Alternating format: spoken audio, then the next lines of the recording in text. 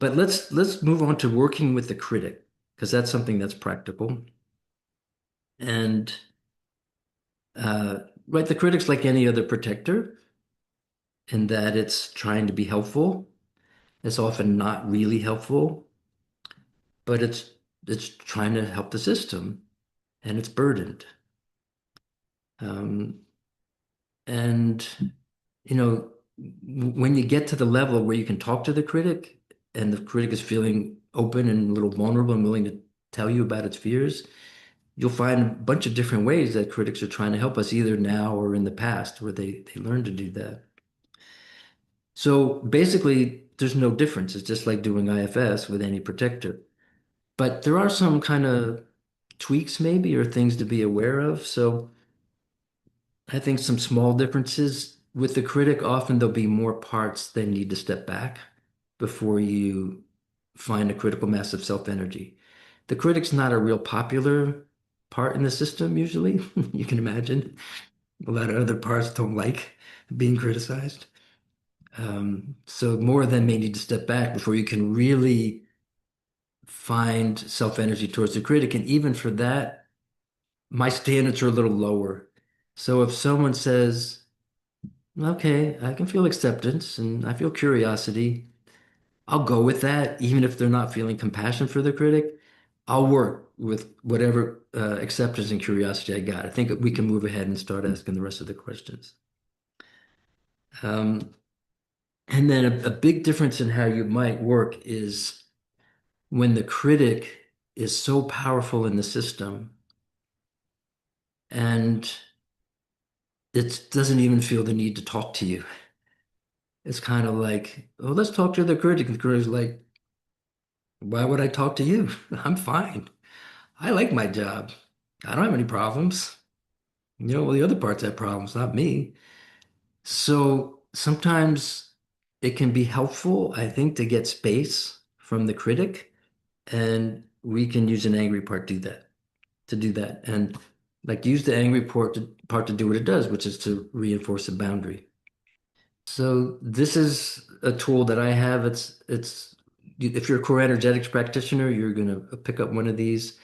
But obviously, there's lots of ways to invite people to express anger. I like this one. And I don't know if you can see, she's holding a tennis racket and she just whacks the shit out of that thing. Now, how I like to use it, let's say we have someone with a very strong critic. I might invite them to embody the critic. So I have them stand next to this thing and I'll say, tell the person, you're the critic now, what do you say? And so they'll just put the words out, whatever the critic tells them. So here I say you suck, but it's often like you can't do this right and you're this and that and whatever it is. And when the critic's done expressing all that, I'll have the client stand over here and kind of feel, well, what did that feel like to hear all that? And then usually it's going to hurt, and I'll invite them to feel the exile that's the recipient of that vitriol, right? That's holding that shame, that's being hurt by the critic. Then I'll ask the client, how do you feel towards that part? I feel compassion. Would you like to protect her? And then physically, the client can be standing there, imagining the exile behind her and the critic in front of her. And then that's when I'll give her the bat.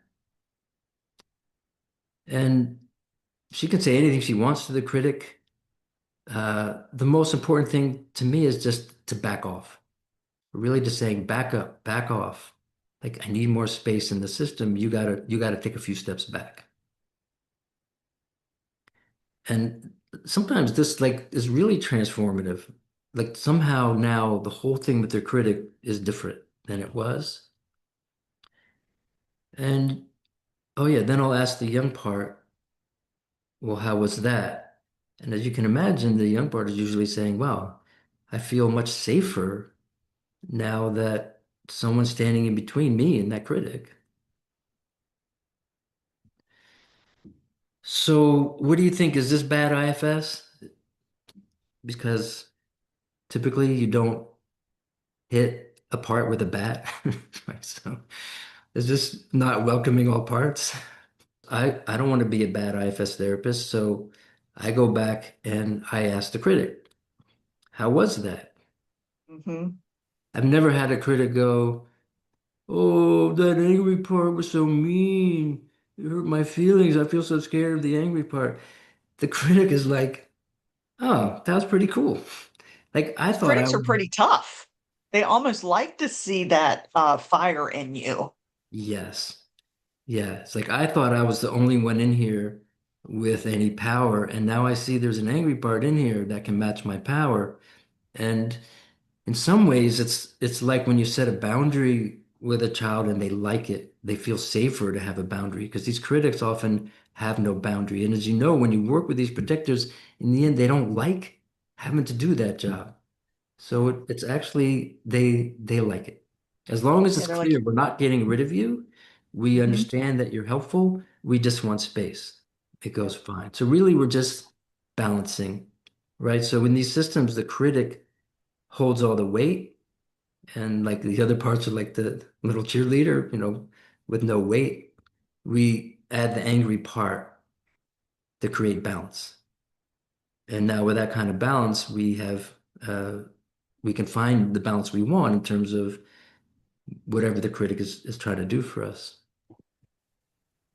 So last thing, are we on time? Um, Ted, I have a question. This is Yeah, Kim. Just about to me, if it's self-led anger, I could see that being much more effective as opposed to if if I'm thinking about my angry part that used to be a grizzly bear prior to doing some unburdening with that now is like a porcupine. So together, the porcupine's much more effective. It's really very helpful. We're partners now. Um, but when it was that grizzly bear, like it had the potential to be very harmful. So I would imagine like in a way, like it would tip it the other direction. Like it wouldn't balance it if it's not at least somewhat self-led. So I guess I'm just wondering if that's an element of the work that is needed in creating that balance with an angry bird. totally. Yeah. Yeah. And in the slideshow, it's really making that case that anger in the driver's seat is rage, and it is destructive, and that's what gives anger a bad name. And we're always wanting to welcome our angry parts, but keep self in the driver's seat. Because my angry part, I swear to God, every time I get in a traffic jam, my angry part asks me, "Do you want me to go yell at them?" It's like it never learns that I have to tell it, "Oh, thank you. Thank you for offering to fix this problem." But they're in the traffic jam too. You might have forgotten that. And the part goes, "Okay, well, I'll ask you next time if you want me to go yell at them." But right, so the idea is that the angry part is going to report to self, and self's going to decide the strategy for expressing the anger, how much anger to express, where to direct it at, what to say and not to say. Anger can't do any of that. Anger doesn't even know if there's a real boundary violation or not. Yeah, so all that's covered in that slideshow.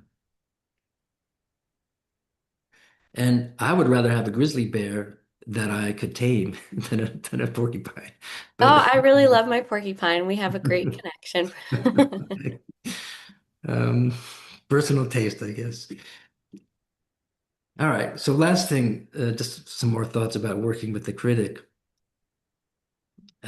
So keep in mind that the critic's a good ventriloquist.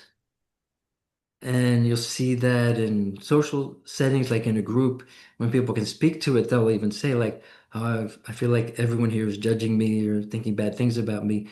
Well, no, they're not. That's your critic projecting its voice onto those other people. So whenever I feel criticized by what someone says, I kind of need to ask, whose critic am I suffering from, theirs or mine? Because how I would respond would be very different. The critic is not logical. The critic thinks we should predict the future. So we can make a decision that's brilliant based on the information we have in the moment, but things change, and the critic's gonna beat us up because somehow it thinks we should have predicted the future. And made a different decision. Uh, you should do better than your best, which a lot of you, I think, were hearing from that at the beginning of all the triad practice, right? It's like whatever you're going to do now, it's not going to be good enough. You should do, and you go, oh, I'm going to do my best. No, that's not good enough. It's not logical. You can't do better than your best. Critic will get you to do something and then criticize you for doing it. That's not fair. Will criticize you no matter what path you take. Sometimes all we can do in life is make a really smart choice between two shitty options. And if we choose the least shitty option, we should have a parade. But the critic isn't going to honor that. If the outcome's bad, it'll beat you up for it. So it's almost looking for these reasons and to jump into action. And I think sometimes if we help people see these inconsistencies, they can start to not totally buy into everything their critic's telling them. So another thing, when a bunch of parts are around, including the critic, it can be useful to address that one first. Until it steps back, it interferes with connection with other parts. So um, yeah, it's intimidating to other parts, especially if you remember that thing we did about making decisions around the table. Um, Often we need to hear from a part that looks out for our needs. You might even say our selfish needs versus parts that are altruistic or looking out for other things. And the critic will tend to shut up the part that's just there to say, this is my position. This is what I think we should do for us. That part needs to be able to express without the critic judging it for that. So, in those meetings, unless the critic is a stakeholder, which it usually isn't, best to have the critic lead the meeting. Interesting, the critic often hurts the very exile that is trying to keep from being hurt. So it's kind of like the critic might say, I'm gonna beat on you because that'll keep you humble and small so that other people don't beat on you. So ultimately, I'm trying to protect you from other people shaming you, but I'm going to shame you. And so you're going to feel the same thing anyway, but you're going to get it from me. But it's the same exile. And last thing, this is a whole other thing, but just throwing it in there. If you're ever working with a critic and the critic is like really vicious, and you're getting to know when you're asking, well, what are you afraid would happen if you didn't do this? The critic goes, I don't know. I'm not afraid of anything happening. I just like doing it. I like torturing them. It's fun. Then you start to wonder, is this an unattached burden? And of course you can ask, did were you a part of this person or did you come in from the outside? And according to laws of inner physics, it has to tell you. It might try to delay, but eventually it has to tell you. So just something to keep in mind for critics that are particularly vicious. That's it. Questions or comments?